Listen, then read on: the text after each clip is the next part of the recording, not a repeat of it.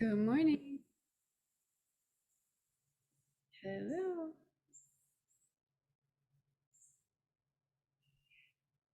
Hi. Hi, Kelly. There you go. Yeah. Hi. All right. And let's see. Joy's here. Hi, Joy. And Claudia. Oh, I think Claudia's screen is off. And Jackie. Hi, Jackie. Good to see you. Well, I'm in South Carolina right now. Um, Traveling down south to find a place to land for the next 8 months to study shorebirds. And yeah, I know, I'm really excited. I thought it was going to be North Carolina, but it actually feels a little bit more like South Carolina. So I'm really enjoying, I think it's really just pretty beautiful and magical here. And but still checking it out. So yeah, that's why there's some palms behind me. I don't know if you can see them, it's kind of glowy back there. But yeah, so I'm at an Airbnb at the moment. And anyway, it's just you'll probably hear some of the local birdies behind me as we talk. Hello, Heather and Della. Good to see you. Hi, hi. Um, I was just telling these folks that I'm currently in South Carolina looking for a place to land for the next 8 months or so while I study shorebirds. And yeah, so that's what the palm trees are behind me. And anyway, I'm really excited to be here with you all today. I went to the beach. Hi, Julia. Went down to the beach this morning and just received some inspiration. Um, and yeah, want to bring that to our practice today. So go ahead and find a comfy place. And today we're going to be spending some of our attention on the distance. So if you can position yourself in a way so that you can see as far as possible, whatever that means for you in your situation. Maybe it's just, a nearby tree, but I'd love it if it's possible to get a really good view, a good vista, if you can. So if you're able to shift, if you're able to shift your position at all, so that you can see far and wide, then that would be ideal. And if not, that's okay too. Just wherever you're able to sit. So, is that Kevin? Oh my goodness, it's been so long. Hello, good to see you. Hi, Kristi. Great to see you too. Aw, how Hey. lovely. Goodness, I feel like you and Heather should connect. I'm just getting that hit at the moment. Heather Henson, this is my friend Kevin, and Kevin's a musician. So anyway, uh, maybe after you guys can connect. But Kevin, I just told folks, and for anyone else who just joined, if you can position yourself in a place where you can have a nice vista, like where you can see far and wide, because what we're going to focus on today is our visual and some vision. So just go ahead and make yourself comfortable. Put your feet on the ground beneath you if you can, whatever that looks like for you. And Miss Heather, I'm just going to turn your video off while you move. You look like you're seated now. Okay, great. Because I'm always using owl eyes, I get distracted by lots of motion. So if folks have to move around, that's totally fine if you just turn your video off when that's happening. So great. And what I want you to do right now is just find that find wherever your center is today. What is feeling like your center?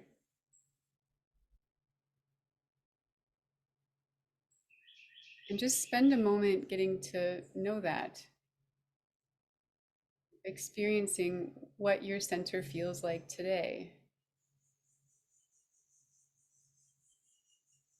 For some people, it might be like the rod up their spine. Other people, it might be their belly button or right below their belly button. Others, it might be your chest and your heart. It might feel like a circular motion. Whatever it is, let yourself experience your own experience with that today.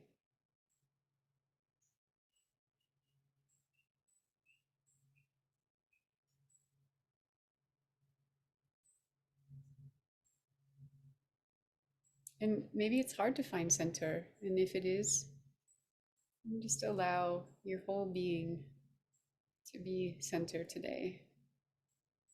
Just the softness of your body, your experience right now.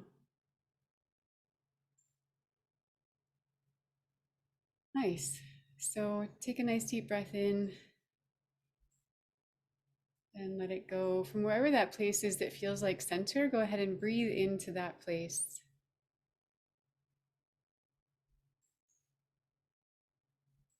and let it go. Now just tracking your own breath, noticing how fully and completely you're breathing, or maybe how shallowly you're breathing.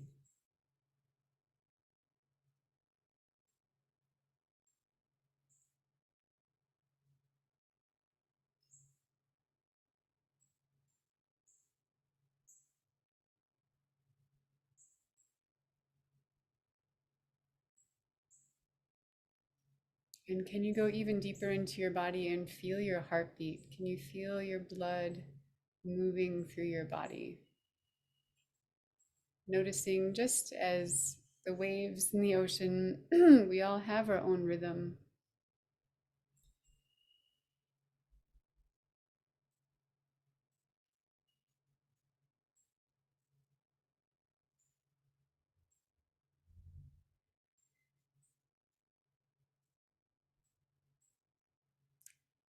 And then slowly start to move your awareness outward, expanding in all directions if you can at the same time.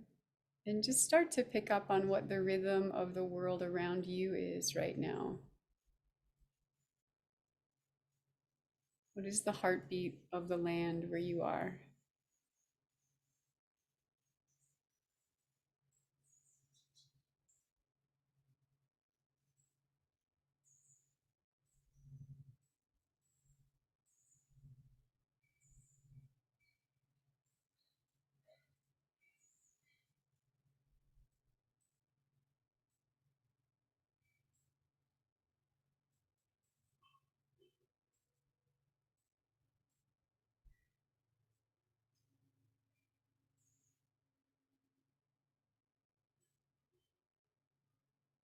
And just listening.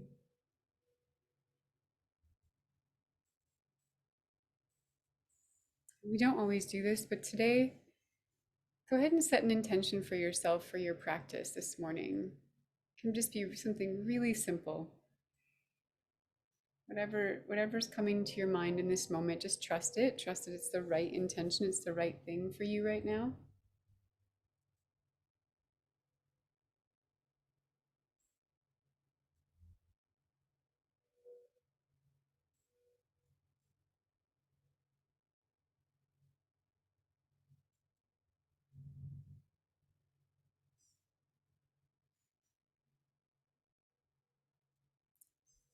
So we are going to focus on our vision today quite a bit, but let's begin with our ears. And so if you feel like you're in a safe and comfortable place, you can go ahead and close your eyes right now. Just allowing your ears and what you're hearing to become more heightened.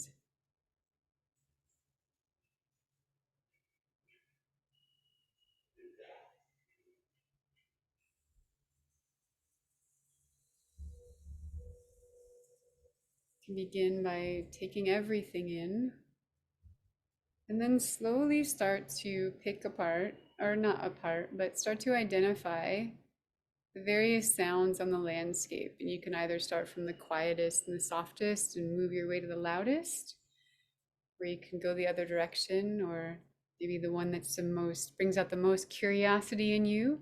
And then the ones that are just kind of rhythmic and in the background. So spend a few moments exploring the sounds of your landscape.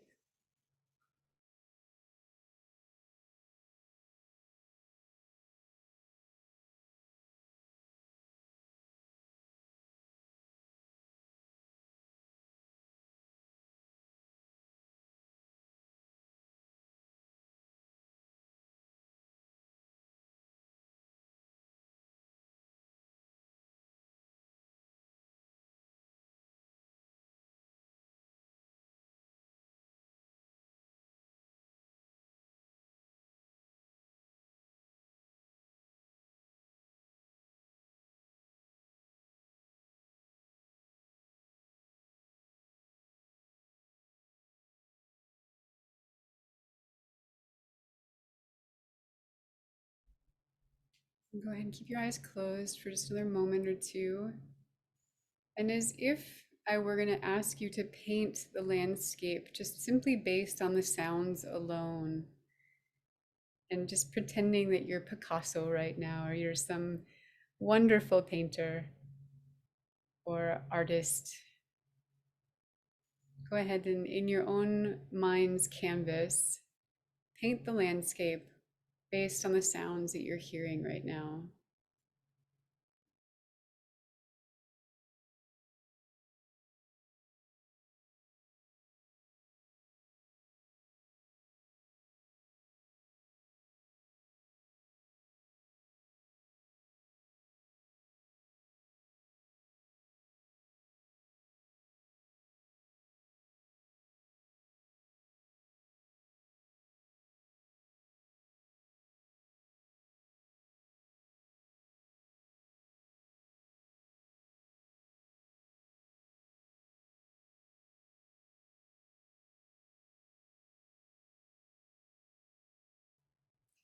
Now look at that canvas that you've just painted in your mind. And notice if there's any blank spaces. Are there any places that were either challenging to fill in or your mind just kept skipping over? And spend a few moments in that place, just seeing if you can, if there's any shapes or colors or patterns, maybe any motion that you could add to that place on your canvas.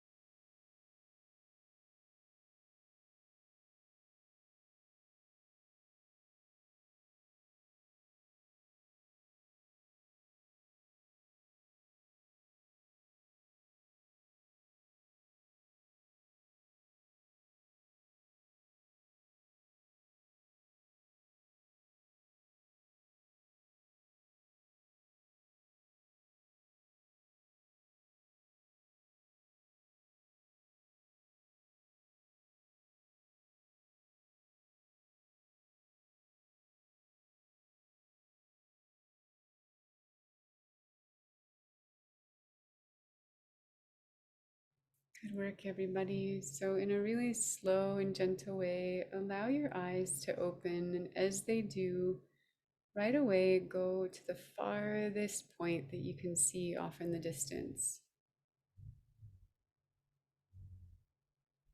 Really stretching your eyes. Maybe you're looking between trees and see if you can go in between the leaves and dive a little bit deeper. Just how far can you stretch your vision right now? Maybe it's the sky that you're looking at. That's also another place you can send your gaze if you don't have very far to look around you, as long as it's not too bright. And then just go ahead and allow your eyes to move into owl eyes. So the easiest way to do that is to find one point to focus on. And without moving your eyes, you're just going to soften everything in your periphery, almost allowing it to become blurry.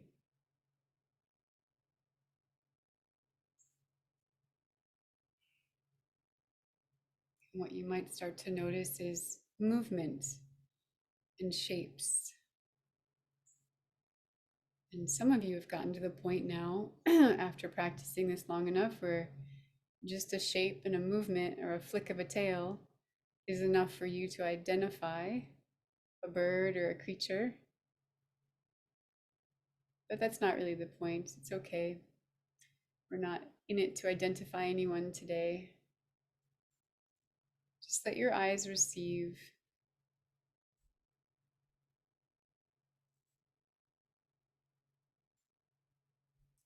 And so what I find is that even though, let's say that you're like I am today at the ocean when I was this morning, and I could see very far away, my inclination, my very first, the place where my eyes want to land is much closer. It's much closer in.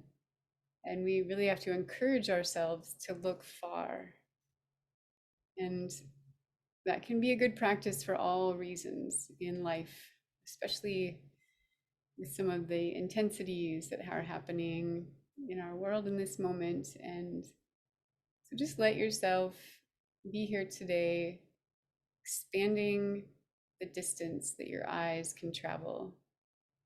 And just noticing how long you can stay looking far away in your soft gaze. It's okay if you need to rest your eyes and come back a bit closer. But then, as soon as you can, let your vision travel. And we'll stay doing this for the next couple of minutes. So we'll be in silence for a few minutes now.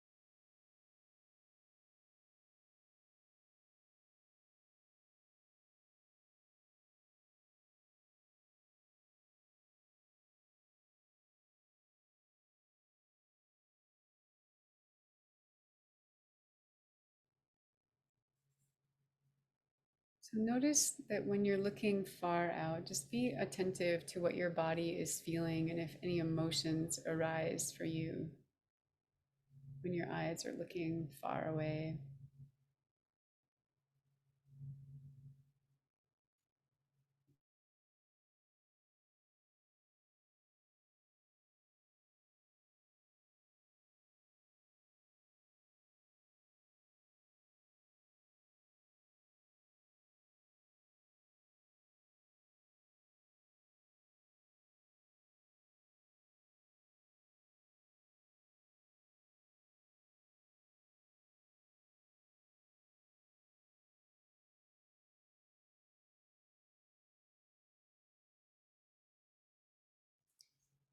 Do you notice if there's a resistance to doing so, or is there a part of you that just wants to go even further?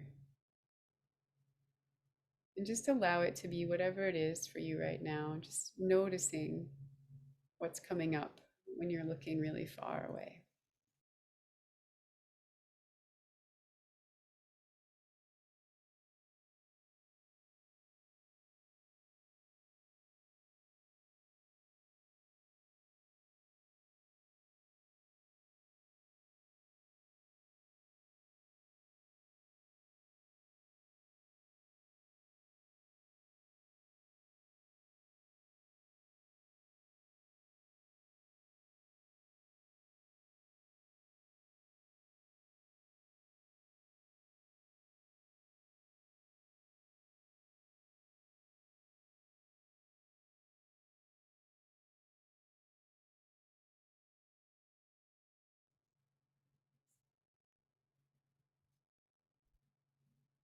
Now, just a reminder to remember your ears and your felt sense in your body. So, remembering to feel either the sun or the wind and the breeze on your skin while you're looking far away,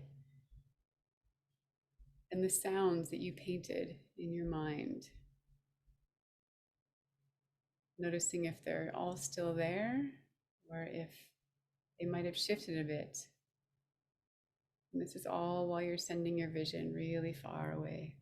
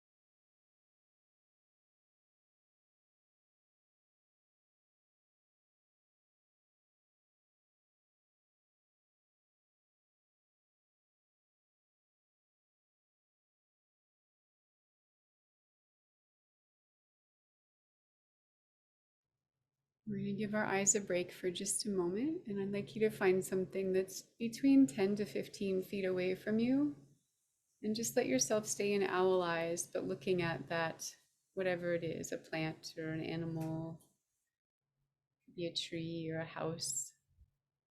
Just let your gaze focus on that for a little bit.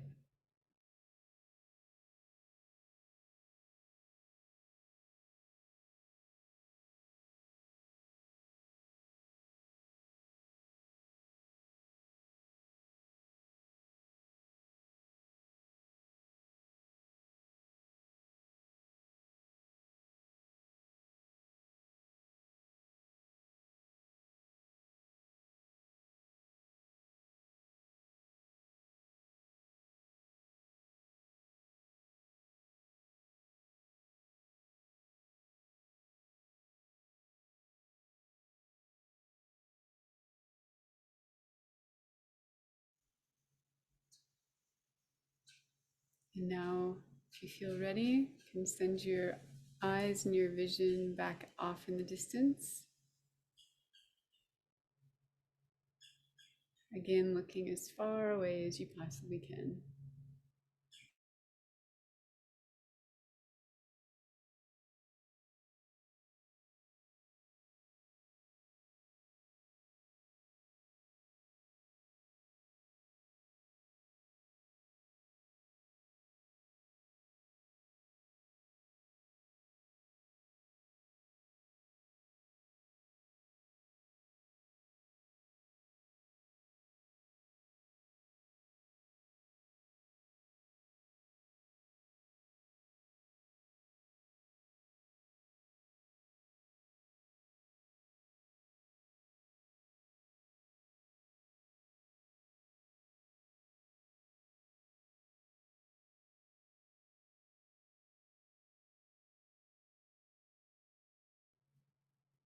For the next couple of minutes, just allow your eyes to really become soft. Sometimes we go back into our focus mode, and right now, just see if you can give yourself permission to get blurry. And just let your eyes get really soft and blurry, or your vision get really soft and blurry.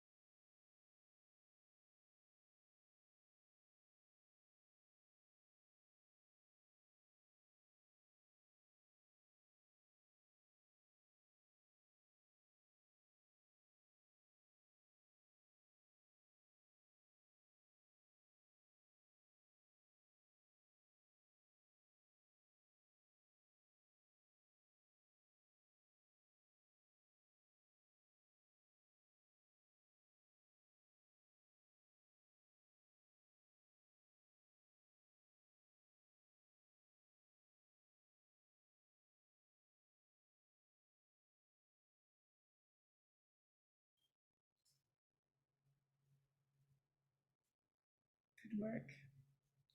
So take the next couple of moments and allow yourself just to look around and gaze around and remember that painting that you painted with your mind's eye in the beginning.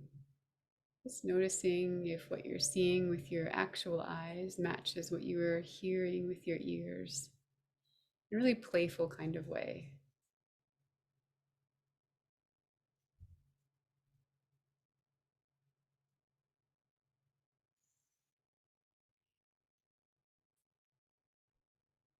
Is there anything that you would want to add to your painting?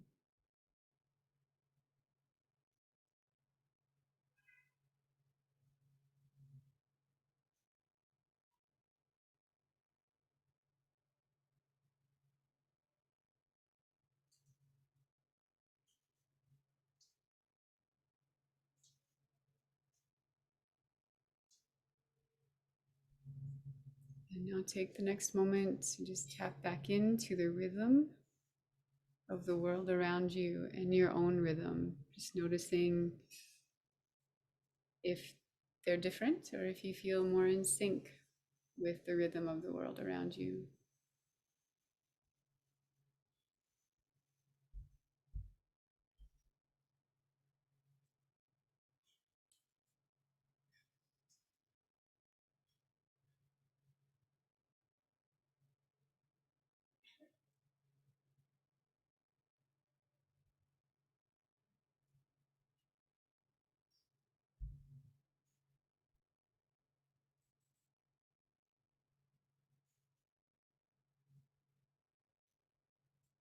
And as you're gazing and listening around, go ahead and offer your gratitude and thanks to those who showed up for you today, those that you might have interacted with and gotten to know a little bit more intimately today.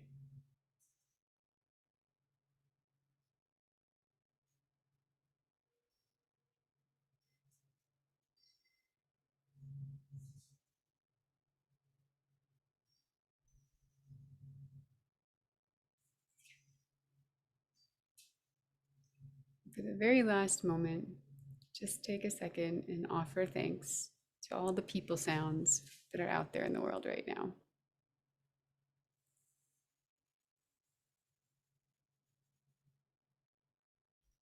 All those bits and pieces that are making the world for us humans go around, even if we don't love them. All right. Well, thank you everyone for coming. You're welcome to stay, and we usually chat for a little bit, just talk about the practice and what came up for you. So you're welcome to stay for that. If you need to go, then thank you so much for coming. It's been a pleasure to see everybody. Feel free to leave when you need to. But I'd love to hear from folks. What was that like for you? What arose for you during that practice? Was it challenging? Was it easy? Was one part illuminating more than others? Or yeah, just anything that was there for you. And you can just wave your hand if you want to share. Jackie, was that you? Yeah, go for it. And then Claudia.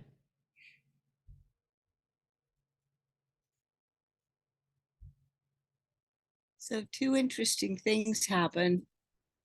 This time when I used my owl eyes, excuse me, I let everything go blurry just as you suggested. And it became flat and a collage, just a really pretty, this plant on top of this plant, and then a trunk and then a branch. So it was kind of like a painting. It was really very pretty. And then your painting that you asked us to do of the sounds, I'm not very imaginative, so I used the sonograms that we've been using to learn bird song. And I was able to just, when there's a spike, because I heard either the squirrel or one of the birds, I just let it be a little spike of color. Whereas the background machines and highway, were a solid band of gold or yellow or red, depending on sound. So thank you for offering that two pieces of art for me today. Yeah, that's awesome. I love that. I always love to hear what people invent or create from the little suggestions. So thank you, Jackie. That's really lovely. Claudia, you had something to share. Yes, I really enjoyed the painting on the canvas too with sound. And I found myself where there would be little bird chirps. It was like a little splash of yellow, just kind of bright. And then the crows, I couldn't help myself. That had to be black spots. And the traffic going by are like these gray blurs. It's not good.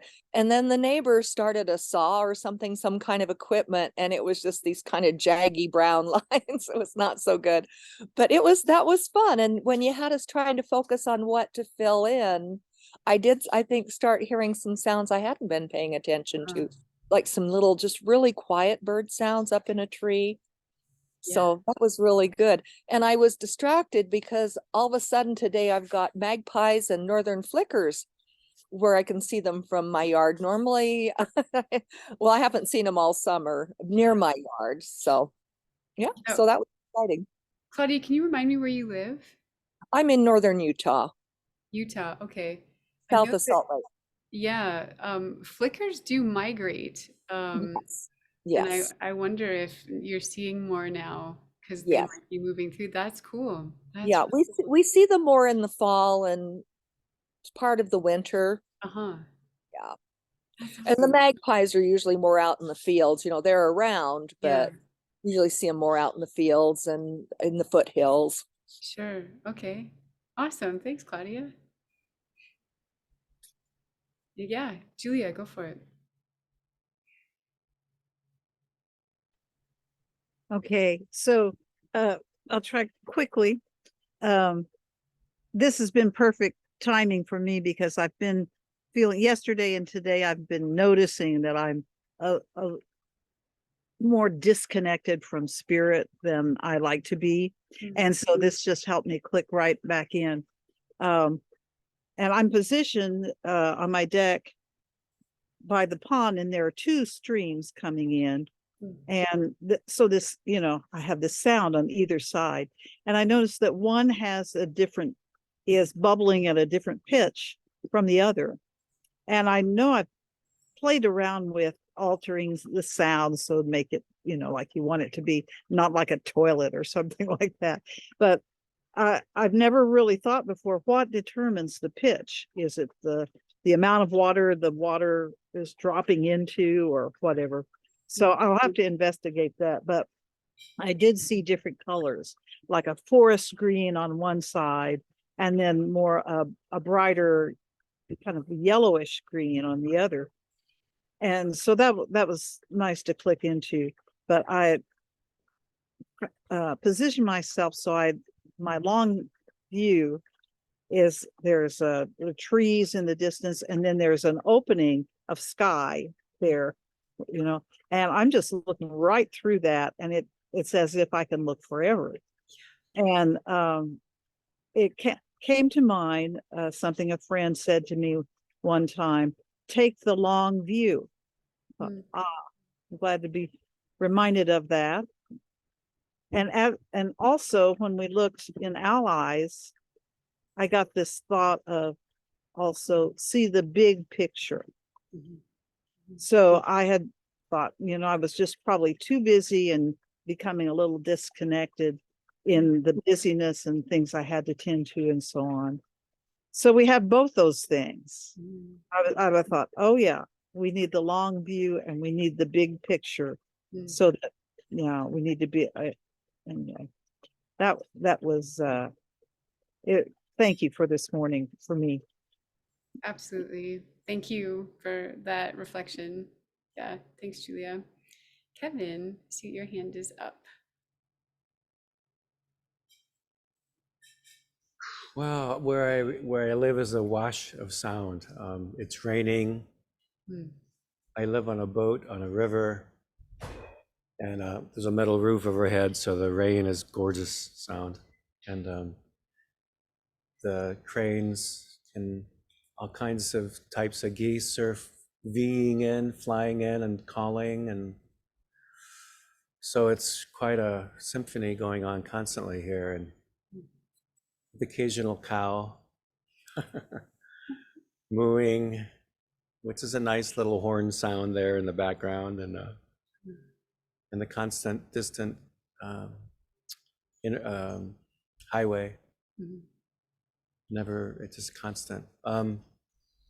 And my distant view is I get to look miles down the river as it curls in the kind of a lap of a range of tall hills covered with fog that's moving. It's I don't know. I just really have enjoyed, because normally, it's kind of chill, and I was going to stay in the side of the boat because it's raining. Oh my gosh. But I'm so glad to be here and to connect this way. Thank you. Yeah, yeah, thanks, Kevin. Claudia says, what a beautiful lyrical description. Oh, That's absolutely true. It's not surprising from musician in you. Heather, go for it, please. Um, I found it interesting I have this little crack in the trees that I can focus on something distant. And so there's a mountain back there and I'm trying to focus on it, but it's so blurred by branches and trees that it was hard to focus on the mountain far, far, far away. So going up a little bit, I could focus on the clouds as they traveled by. And when they're on the edge, you can focus on them because there's a crisp edge of the cloud and you can focus on it. But then it's like focusing on like a really slow moving river or something because it's constantly in motion. Oh, yeah. And then it was interesting then when it was a big cloud and then you couldn't focus on anything anymore because then it was just white.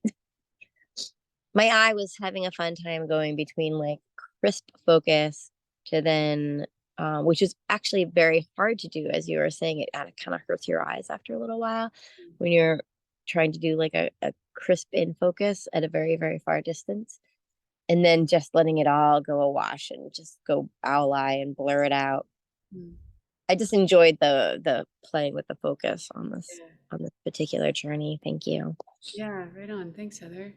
I wonder, was anyone able to pick up any bird motion when you were in Owl Eyes? Yeah, I see lots of head shaking. Yeah, right? It's so amazing and it's really easy to have that be, I don't want to say distracting. I mean, that's part of why we're here, is to learn more about birds, right? And learn deeper ways to connect with them. And this is one of them. It's such a simple magic practice to let ourselves go into that softer vision, and then you just start to see motion, but motion is what often tips us off to a little warbler in the tree, which are the hard ones to see sometimes. But they don't have to be. When we can start with owl eyes, when we can start with soft vision, then even those little ones, that little subtle motion, just a little flick of a tail, can capture our eyes if we can quiet ourselves enough and sort of slow everything down, where our vision can just become really soft, and we lose that sort of drive or that need to focus, and then we can pick it back up again when we see that little flicker. It's like, oh, what is that? I want to see what that is. Yeah, today when I went down to the beach, it was interesting because I noticed that, like, I'd been there for a while. I was there for maybe like 30-40 minutes, and how my eyes, it's an incredible view here in South Carolina from the beach. I can just see it get to the point where you see so far in the distance that, like, you see the mirage, there's like a mirage off in the distance. And but I noticed that when I first got to the beach for the first 30 or 40 minutes, like, I only looked, it's hard for me to judge distance, but I didn't look all the way. I didn't look as far as I could. And then right before I left, I just stood there and was looking for my intention for you all this morning. And that's what came to me, look far. And it was just, and I noticed, like, wow, there's a lot happening out there. There's these big, I think they're the trawlers, those ships that, like, just basically just like suck up all the fish in the ocean. But I saw those off in the distance, and you could see pelicans diving really far. There's some diving close to me, but some really far away. And yeah, that there's a lot going on, much further than my eyes naturally sort of fall into. And I don't know if that's like a modern thing or if that's just a comfortable. I know that I have a teacher friend of mine who told me that like our eyes are most comfortable at 10 or 15 feet away. We don't have to work at that distance, you know, either like close we have to work and then far we have to work. And so maybe it's just that we're comfortable. It's just sort of easy for us to do that. But I think it's good for us to stretch our vision from time to time, you know, practice those, stretch those muscles in our eyes. And yeah, interesting things can happen too. Like when we, sorry, I hope that's not too loud. There's a truck beeping in the background. But our vision can change our perception. You know, it is our perception. It's what we're perceiving. But like you were saying, I think it was Julia and maybe Jackie as well, that that what we see with our eyes also affects our minds and what's happening in our minds. And I used to use the owl eyes practice with the kids when I was doing wilderness therapy. It's really easy for, you know, all of us, any of us, but especially kids who are going through angst and, you know, depression and whatever it might be, you know, stressors in their lives, that they get so focused. And when we focus really hard, you know, in that problem, we want to work out that problem. But when we take literally when they would when they would get into owl eyes, like go into the practice of owl eyes, like that opens up a different perception for them, you know, and for all of us. It's like, oh yeah, there might be more to the whole picture, you know, than just what I was seeing right there. So anyway, I like to take us there sometimes. And thanks for traveling there with me today. Before we go, is there anyone else who want to share that didn't get a chance yet? Y'all good? Okay, well, thanks for coming today. It's really good to see you, Kevin. It's been a long time. I'm glad you came and joined us today. And as well, Heather, thanks so much, both of you. And everyone else who shows up on a regular basis. It's so just so friendly and warming to see your faces. And I thought I would just give an update from Anat. Anat is our friend from Israel. And she's actually just texted me this morning, and she said that she is in England right now. So they were feeling not so safe where they were, and her daughter just had a baby. And so it's her daughter and the baby and their husband, and they're in England for a little bit. Maybe, I don't know how long, but just wanted to send that. She said she wouldn't be able to make it tonight for her, but that she's going to watch the recording. So a big hello and love to Anat right now, and Thank you. love to all the people in that part of the world. And yeah, it's so good to see your faces always. All right, everybody, much love to you all. We'll see you next time. Okay. Bye, everybody. Bye. See you. Thank you. It was